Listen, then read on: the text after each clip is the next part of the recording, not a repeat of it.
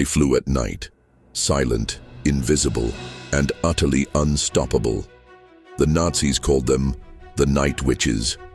Their broomsticks, fragile wooden planes with no armor, no parachutes, and absolutely no fear. This is the story of the women who turned the night sky itself into a weapon. The year is 1941. Hitler's war machine tears through the Soviet Union, a relentless blitzkrieg, leaving devastation in its wake. With the Red Army pushed to its breaking point and a desperate need for pilots, the Soviet military does the unthinkable. They recruit women for combat aviation. This was a radical move, one that no other major power had dared to make. From across the vast nation, young women answered the call. They weren't soldiers, they were students, factory workers, teachers, and farm girls, all volunteers, driven by a fierce determination to defend their homeland. Under the command of the legendary aviator Marina Raskova, one of the first women to be named a hero of the Soviet Union, these volunteers formed 3 all-female air regiments. Among them was the 588th Night Bomber Regiment, a unit that would soon become a legend whispered in fear by their enemies. They were given the Polikarpov PO-2, a biplane made of plywood and canvas. It was essentially a training aircraft, obsolete and laughably slow.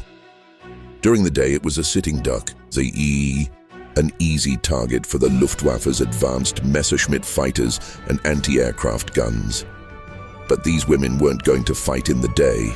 Their battlefield was the darkness.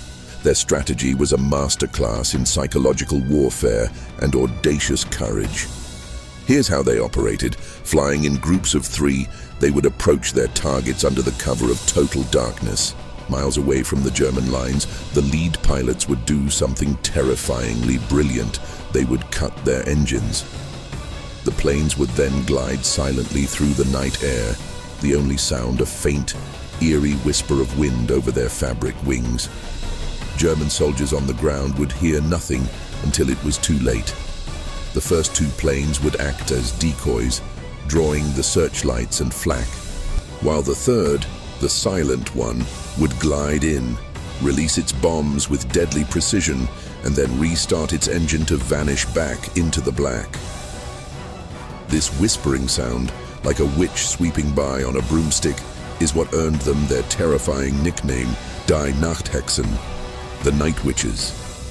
The psychological toll on the German soldiers was immense. They learned to dread the stillness of the night, because silence could mean death was gliding just overhead. The Night Witches were relentless. They flew mission after mission, sometimes up to 8 or more in a single night, returning to their makeshift airfields only to refuel, rearm, and take off again. Their planes had no armor, no defensive guns, and no parachutes. The weight was needed for more bombs. If they were hit by flak or a German night fighter, there was no escape. It was a one-way trip. Yet they flew on. The conditions were brutal. They flew in open cockpits, exposed to the freezing Russian winters, where temperatures could plummet so low that their hands would freeze to the metal controls. Frostbite was a constant enemy. They had no radar, navigating by map and compass in the pitch dark. Between missions, these same young women were their own mechanics and ground crew, patching up bullet holes in the canvas and servicing their own engines by the light of flashlights. They endured exhaustion, fear, and loss, but they never faltered. Over the course of the war, the regiment flew over 24,000 combat missions and dropped 23,000 tons of bombs, destroying countless Nazi targets, from supply depots and bridges to artillery batteries and troop concentrations. By the war's end, the 588th was one of the most highly decorated units in the Soviet Air Force. 32 of its pilots died in combat, and 23 were awarded the title of Hero of the Soviet Union, the nation's highest honor for bravery. Most of them were barely out of their teens.